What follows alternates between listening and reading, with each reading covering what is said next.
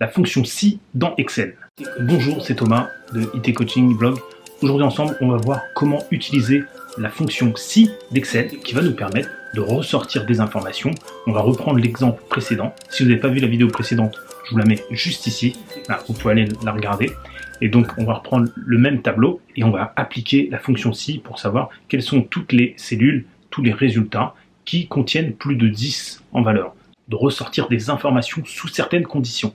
Je voulais vous dire, si à tel endroit j'ai plus de 10, si à tel endroit j'ai la moyenne, par exemple pour des notes de classe pour vos enfants ou pour vous-même, si vous avez quelque chose qui est inférieur, qui est négatif, qui est rouge, qui est tout ce que vous voulez, on va pouvoir faire donc des conditions et faire ressortir l'information. Comme ça, quand vous avez des grands tableaux, quand vous avez plein de lignes, vous pouvez tout de suite voir sur le côté, si vous mettez vos formules sur le côté, tout ce qui est supérieur ou inférieur ou égal. Voilà. En fonction de l'information que vous avez besoin, vous allez pouvoir la faire ressortir facilement avec la fonction si. C'est ce qu'on va voir maintenant. Voilà, donc on reprend le tableau précédent. Donc on avait vu les différents calculs dans Excel. On avait vu un peu ce que c'était qu'une cellule, comment manipuler les cellules, comment faire des calculs. Donc là, on avait l'exemple ici, on avait mis des chiffres, on avait fait les résultats, on avait vu également la fonction somme, la moyenne, et puis également le nombre de cellules qui contiennent un élément, donc le nombre de cellules non vides. Maintenant, on va passer à plus grand que 10. Donc on va essayer de ressortir toutes les cellules qui contiennent un résultat supérieur à 10. Donc encore une fois, quand on a besoin de mettre en place une fonction, bref, on commence par égal. Comme ça, Excel, il sait qu'on veut faire un calcul. Égal. Et là, la fonction si. On va dire si, et à chaque fois qu'on a comme ça une fonction, il y a le nom de la fonction et on ouvre une parenthèse.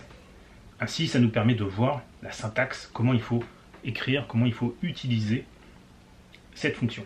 Donc là, d'abord, il nous dit mettre le test logique. Moi, je veux savoir si mon résultat est supérieur à 10. Et bien, je vais l'écrire comme en mathématiques. Si cette cellule est supérieure, si elle est supérieure à 10. Ça, c'est mon test logique. Ensuite, ils nous disent, dans la syntaxe, il faut mettre un point-virgule. Donc, je vais mettre un point-virgule. Voilà, vous voyez le changement de couleur, là, c'est en gras. Maintenant, il faut mettre la valeur si vrai. Si c'est vrai, je veux écrire, par exemple, supérieur à 10. Donc, dans ce cas, je peux mettre entre guillemets, si je veux écrire quelque chose, je mets supérieur à 10. Et je ferme mes guillemets. Là, comme ça, Excel va écrire tel quel tout ce qui est entre les guillemets. Je remets mon point-virgule, et ensuite, valeur s'il faut. Si c'est pas vrai, qu'est-ce que je fais? Là, si je ne veux rien faire, j'ouvre les guillemets et je ferme les guillemets tout simplement. Voilà, j'ai terminé ma formule, je ferme la parenthèse et je valide avec entrée. Voilà. Ok, souvenez-vous, on avait parlé de l'incrément, on pouvait prendre voilà, le plus juste en bas, je descends d'un cran. Et si je veux recopier tout en bas, je fais un double clic, comme on avait vu précédemment. Hop là. Je fais un double clic. Voilà. Et là, il me met à chaque fois si on est supérieur à 10. Donc c'est vrai, c'est pas le cas, c'est pas le cas, c'est vrai, c'est vrai. Voilà. Et si je voulais faire inférieur à 10, je change le signe. Recopier incrémenté. Alors forcément là, si je change le signe, il faut changer le texte. Donc si on met inférieur à 10, voilà, on a bien toutes les informations. Bon, moi je voulais supérieur, donc je vais annuler. Donc je vais faire annuler. Je peux faire soit dans le menu édition, je peux le faire plusieurs fois. Ou bien il nous dit c'est pomme Z ou CTRL Z sur PC, sur Windows. Je vais faire CTRL Z. Voilà, on est bien supérieur à 10. J'ai bien ma formule. Donc quand je sélectionne juste ma cellule, je vois juste le résultat et je vois la fonction dans la barre en haut de formule. Ou bien je peux faire un double clic. Ça permet d'éditer ma formule et je pourrais éventuellement aller prendre ma cellule et la déplacer. Je veux savoir si ça ou ça est supérieur à 10, etc. D'accord? Je double-clique, voilà. Et là, je peux aller mettre tout ce que je veux. Ok? Voilà pour avoir tout simplement utilisé la formule si. Maintenant, on va le faire autrement. On va utiliser la formule si, plutôt que de mettre du texte, on va pouvoir afficher autre chose. Si je veux afficher, je vais me mettre ici. Je supprime tout ça. Maintenant, si je veux juste afficher le résultat, j'ai qu'à sélectionner ma cellule. Point virgule, s'il faut, je veux rien. Guillemets, guillemets, et je ferme ma parenthèse. Alors, il faut que je change le signe. Si supérieur à 10, alors... voilà, si supérieur à 10, alors j'affiche ça, sinon rien. Et je fais entrer. Je recopie ma formule partout. Et voilà.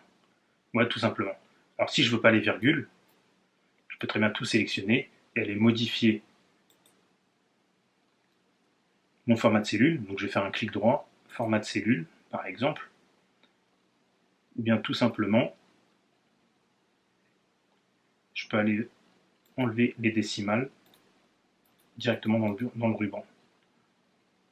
Voilà. Après, si je vais avoir l'information centrée, en gras, etc. Voilà, tout ça, après, c'est de la gestion du format de cellule. On fera une vidéo, éventuellement, sur la gestion des formats pour avoir des tableaux plus élégants. Voilà, donc on a vu deux cas de figure. Je double-clique. Le cas de figure où j'ai un test logique, j'affiche du texte. Et le deuxième cas de figure, j'affiche directement le résultat de ma cellule. Maintenant, dans le SIFO, je pourrais mettre autre chose. Je pourrais mettre inférieur à 10.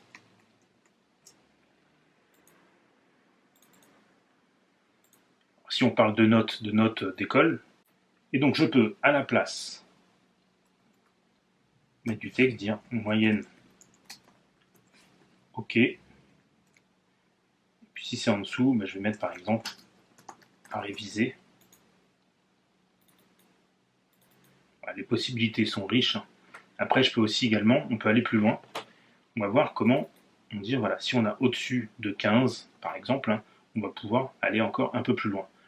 D'accord? C'est-à-dire que si je me dis 10, c'est bien, c'est la moyenne au-dessus ou en dessous, mais bon, quand on est à l'école, par exemple, pour des notes de classe, si on veut savoir entre 10 et 15, c'est bien, entre 15 et 18, c'est très bien, entre 5 et 10, c'est pas bien, etc. Voilà, on peut découper en plusieurs parties, mais ça, c'est ce qu'on verra dans la prochaine vidéo. Voilà, donc on a vu aujourd'hui comment on pouvait utiliser la fonction si en mettant du texte ou de l'information. On peut également, du coup, faire plein de choses avec. Vous pouvez remettre un calcul, etc. On va voir dans la prochaine vidéo comment imbriquer des fonctions, c'est-à-dire comment aller plus loin, comment pouvoir découper en plusieurs parties. Car comme vous l'avez vu, la fonction si, c'est soit noir, soit blanc, soit l'un, soit l'autre. Faites un test, soit c'est oui, soit c'est non. Et bien, on va voir comment faire si on veut un troisième choix, voire 4, voire 5, ou autant que vous voulez. Ok? Alors dans ce cas-là, abonnez-vous, cliquez sur la petite cloche pour pouvoir recevoir la notification quand la prochaine vidéo sortira sur ce sujet-là. En attendant, entraînez-vous, utilisez des fonctions, utilisez des formules, vous pouvez vous simplifier la vie avec Excel, vous allez voir, c'est vraiment un outil génial, on peut faire énormément de choses. C'est ce qu'on va continuer à voir dans les prochaines vidéos. À très bientôt. IT Coaching Blog.